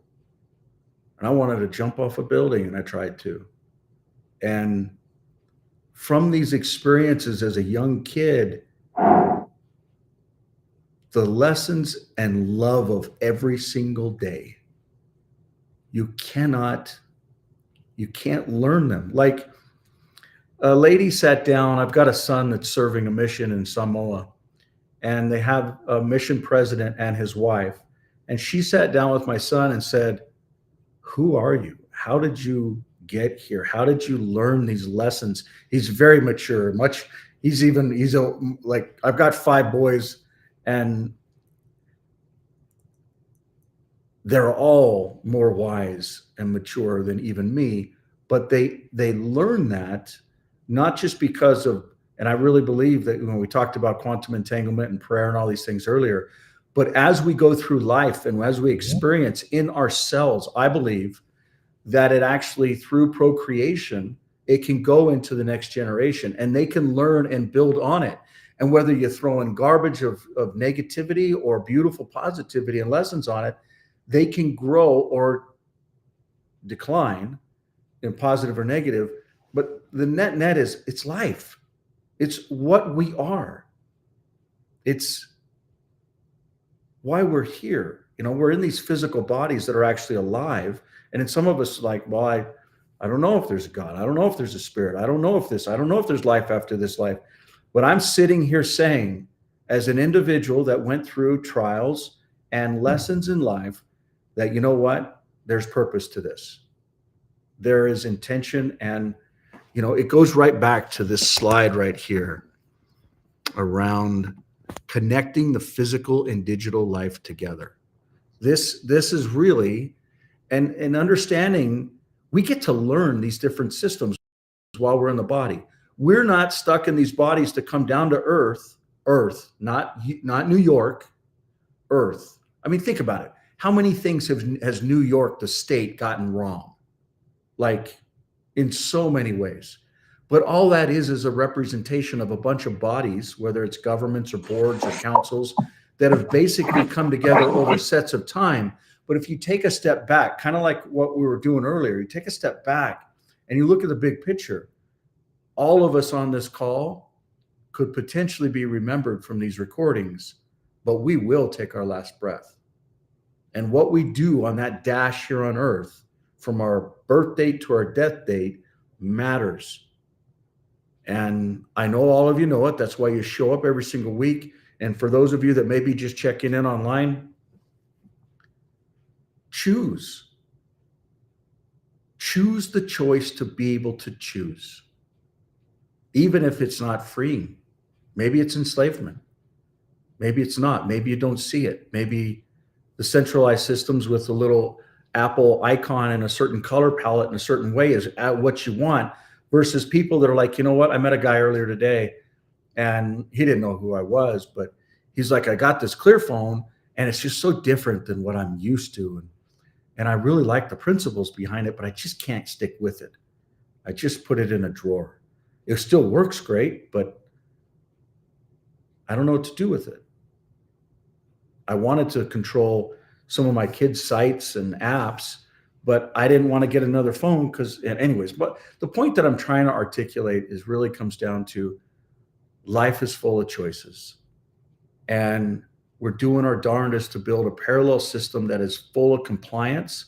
Like think about the details. Like think about this crazy document and like this, what is this? Look at all the pages. So we got 63 pages of one document that's basically around ratings within a ecosystem that has a bunch of other documents. Like look at all these other documents here.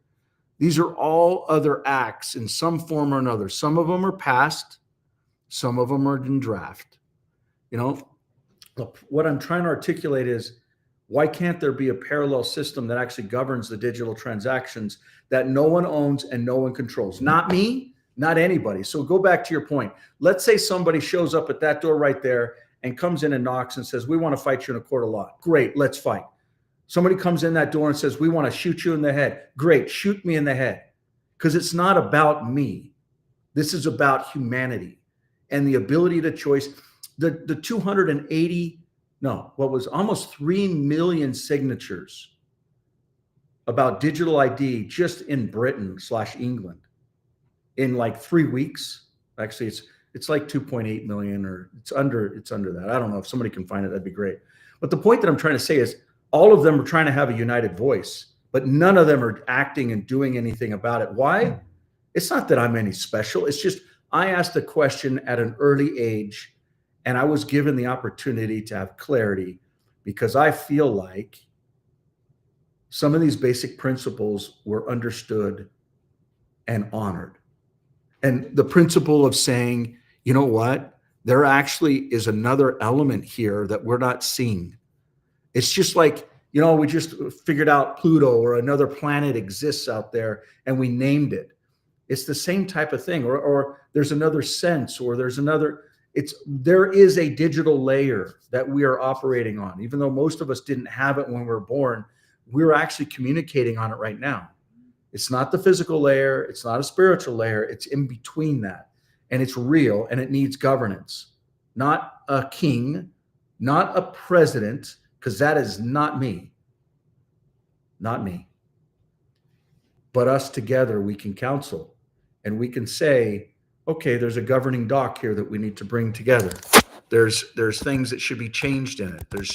There's topics that should look a little different. So when we come back over to maybe one of these docs, maybe, you know, I can tell you this declaration was built in truth, but that's a whole nother topic and heartbreak. But I hope I've answered your question. I know I'm rambling, but. Well, you kind of did. Listen, Michael, I'm with you all the way. There's no offense or buts about it. But, you know, a lot of people just don't question.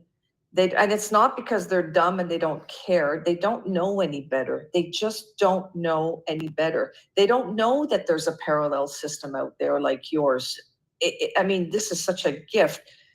But I'm being asked these questions. I want to be able to inform people and maybe a little bit of hand holding. I don't mind holding somebody's hand to walk them through and to bring them to the place where they can make an informed decision or choice. But a lot of people they don't even know that there's anything else out there. So when I was asked this question by two very like really high level business people, and I didn't know how to answer. And a lot of people love the word decentralization. They love the idea, even though they don't fully understand it. But I'm getting this question. Well, can't the government come and shut him down if they don't like what he's doing? Can't they come in and demand that they want to know Danielle Riviere? They want to know her what she's got, or if she's got an account. You know what's really beautiful about that question? What? A year ago, I would actually agree with them. But now, like, think about it. We've been doing this for 16 years. So 15 years ago, or at year 15, we were feeling the same way. It's like the governments don't want this, the people don't want this, but we really feel like it's the true and correct direction. Let's keep building. Yeah. And here we are in 2025, October, and not only is the United States of America 100% behind crypto, and I can tell you, well, okay, some people on Wall Street maybe don't want this, but ultimately people really do want systems that provide freedom and liberty. And yes, there's a small percentage of people that want control, but there's a bigger percentage that people that want freedom and choice. And so can I say something in this part? Please, buddy, go for it. Hello, everybody. So I know that the adoption for people that they are very comfortable right now and they do not understand what is going on, it will be a little bit difficult. But where I'm come from, Mexico right now, there's a revolution going on. They need the system just in order to regain democracy. And it's the same in many, many, many places. Right now, I'm in another call with the guys from Argentina that they also regard these kind of like systems to, they still have like a lot of democracy there, because Milei won again and they're more strong right now. But for example, in Mexico, I said the other times, the actual current regime is completely intertwined with the organized crime, and it's something that is very well known. So we have a lot of like senators, as you can see it, that they have spoke about that in the international news because it's a very concerning part, and we as a nation, we need these systems, and I will say it again, just to regain democracy. Later on we can implement and employ everything that it has your system that is marvelous. But right now it's something that we needed to do it this year, because right now there's a revolution going on. All the farmers around the nation are in a national strike. They have been repressed by the government, by the military. It's very bad. So perhaps with this system will be the only way that we as a nation can be able to regain the control of our nation. So I know that it's kind of hard for many places in the world that they are in a better position right now. But what I'm seeing in all around the world, what will happen with the digital centralized IDs and all these other kind of systems, their objective is just simply and straightforward to enslave the humanity. So hopefully we can find a way that we can connect with more people, that they are awake and be able to share and to spread the message that there's another way to do another way to create civilization, like through decentralization. So hopefully I expressed myself correctly. I'm very glad. I'm very blessed to be in this group. I have been hearing you guys, and also with all my people here in the other meeting in Spanish with all across the Americas. So blessings. If this is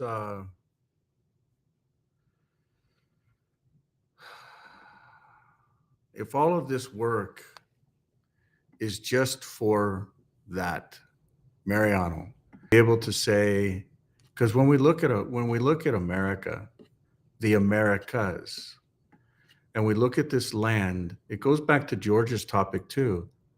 Who are you? Where are you from? We are from this place called Earth.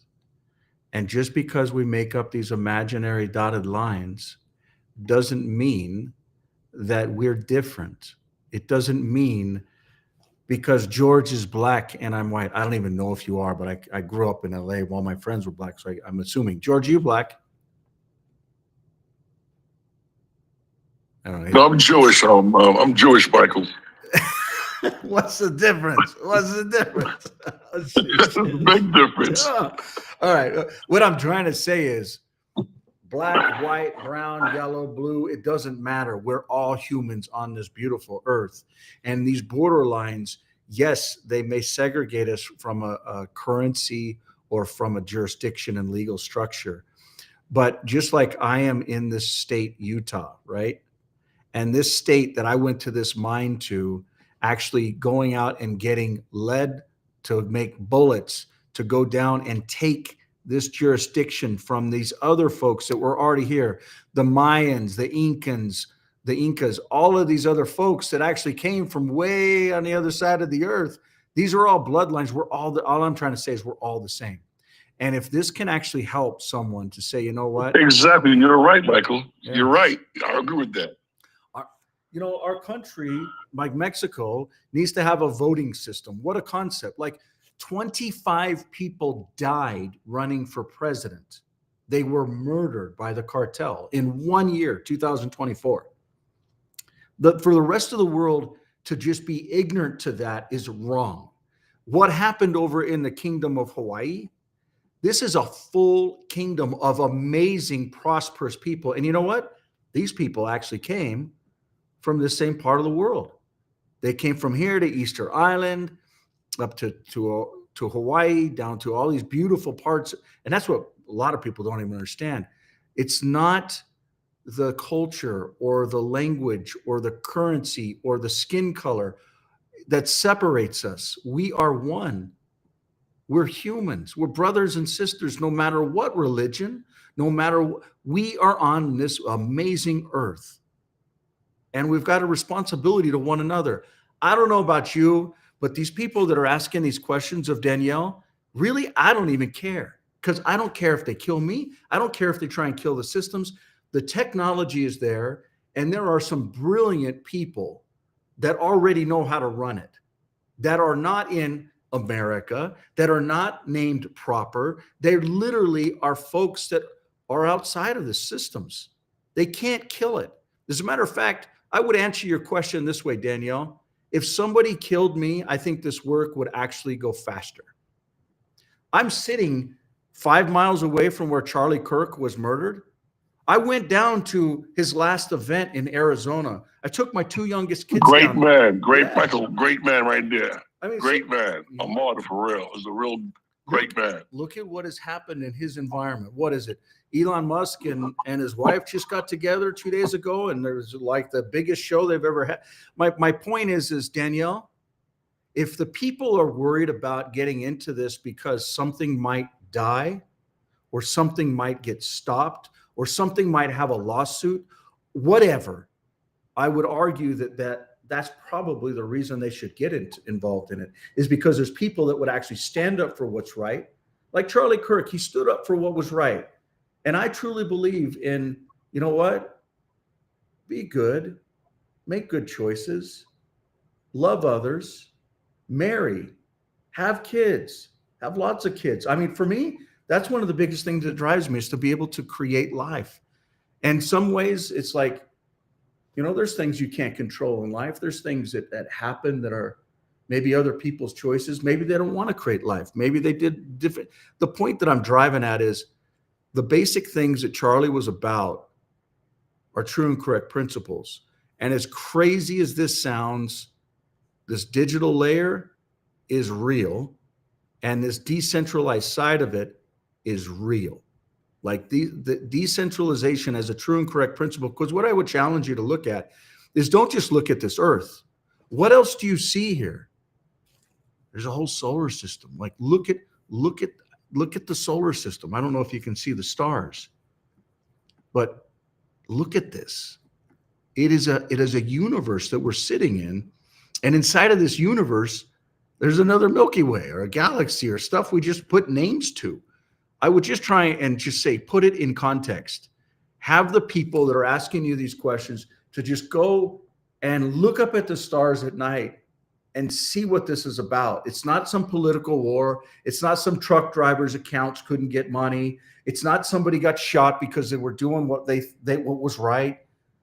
We all have our own realities, and we all have our own choice. And that is all that this is about. Because if we don't... Just so you know, Go ahead. well, just so you know, Michael, they're not poo-pooing it at all. It's just questions, and you're always asking us to ask questions, and they're asking questions, and I'm trying to answer them. They're not poo-pooing it at all. They're asking questions. They want to know. They want to learn.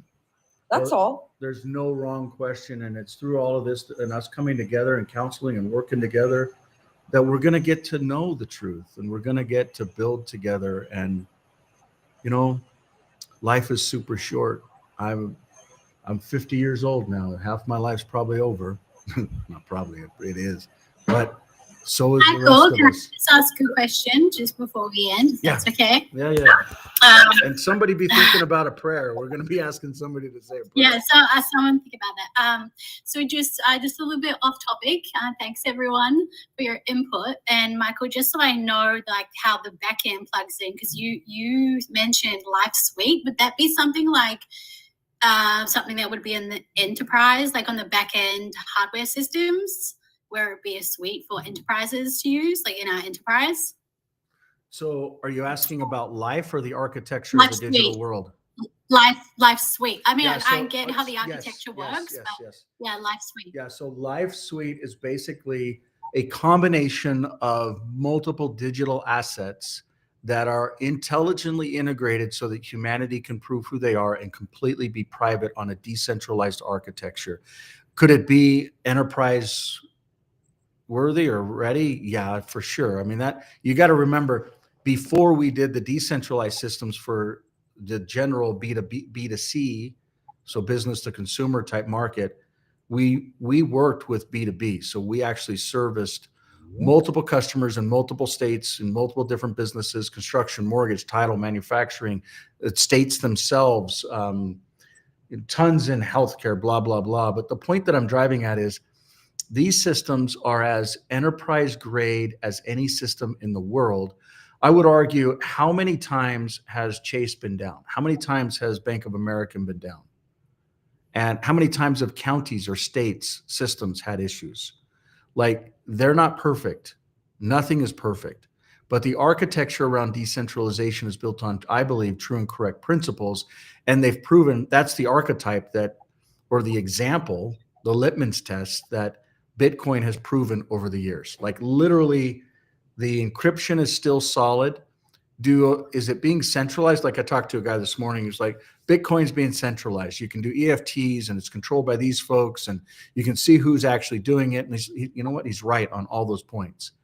And it's slow, but life can do what Bitcoin was intended to do at scale and at an enterprise approach where humanity can plug into an environment like the digital world, like this environment, and actually say, I want to choose how I'm going to be governed. I want councils to actually have voices. I want to be able to create assets that mean something and prove certain things. And, It's not perfect, but I can tell you that it's one of the most true and correct platforms or things I've personally experienced. I'm not saying that it's the best in the world. I'm not saying that it's ever going to be the best thing that is out there, but it's architected to be an identity system, not for a year, not for a decade, but for a millennium, for 1,000 years. And that's enterprise grade. And that's what we hope to show folks when we brought about, kind of showing you this life suite, as you will. And, I look forward to going through the details in the future, more details around how this is actually going to work. But I believe that the people that are involved in it, that are developing it, that are behind it, are doing it from true and correct principles. It's not about money. It's not about control. It's not about pride or ego or even greed. These folks, a lot of them are literally very aged, so 60, 70, 80s. Very wise. I would say there's probably, from a book standpoint, there's probably 7 of them that are PhDs.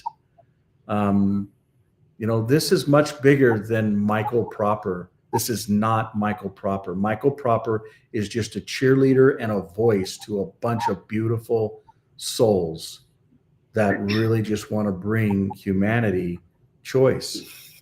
And it doesn't even mean they have to choose it, but it needs to be an option. So it's been a good meeting. I don't know how long it's been. Actually, we're way over time. So, but Becca, did that answer your question? Yes, Michael. Thank Are you you. sure? I mean, I don't. Yeah, no, I get the architecture. For me, it's the architecture that gets me inspired. And I understand outages and servers and how communications plays a part in a very complex system. Very complex. Put it this way. The architecture has the ability to scale the world. ClearOS Server went into over 450,000 deployments globally in 150 countries and 86 languages. And Hewlett Packard Enterprise, the #1 server manufacturer in the world, pre-installed it. Does that mean that it's solid and stable? No. Each installation has its own weak umbilical cord. It could be the internet, it could be the power, it could be the power protection, it could be the universal power supply, it could be the NIC cards. As you know, it could be a ton of different things. But what this architecture represents is the ability to have multiple locations that are not dependent on one, whether that's the storage architecture, the identity architecture, or the payments architecture. And the reality is we've actually already pushed the nuclear button. We've already said we want to emulate a full outage, and we want to know how it gets up, how it rebuilds, how long it takes, how it works. Like literally, we emulated a full nuclear holocaust, not half of it goes down or 30% or 70%, talking 100% nodes offline. How do you rebuild it? How does it work? And Michael, ask you one more question if you don't mind. yeah, go for it, bud. All right, now And then we're going to ask you somebody have to say a prayer. also an internet system, right? Say again? Internet. You have your own internet system, like a what's it called, VPNs, all that. No, we don't have. No, it doesn't operate off of VPNs. Okay, I thought it was when you said that. No, You had mentioned that. no, it doesn't work off of VPNs. All right, let's get to praying. I'm ready to go home, go to bed now. All right. Who wants to offer us a closing prayer tonight? October 28th, 2025. Victoria, did you want to say something? Raise your hand. Go I ahead. was going to offer to pray. Okay. If- Yeah, if you want to. There's. I will go ahead. Okay. Thank you so much. Our Father in heaven, we thank you for this time together. Even though we are physically apart, thank you for bringing us together. Thank you for uniting us and letting us share our insights that we've gained in this digital space. As we leave this meeting, I pray that you just bless our next steps, inspire our hearts, and cover our minds with your truth as we engage with the world around us. I pray that your grace goes with us and be upon us at all times. Amen. Amen. Thank you. Amen. Raghu, it's good to see you. Thank you, Michael, for your time as always. Thank And you. all the participants. Thank you, George. And Daniel, thank you for waking up at 1 a.m. to be here until 3 a.m. We appreciate you, bud. Have a good night We'll or talk good to you. morning. Bye, everybody. Kia ora. Good to be with you guys. Thank you so much. Thank you very Bye-bye. much. And Michael, I'm going to send you an email to hook me up with Adam You're always welcome for to, his buddy. class. Sounds great.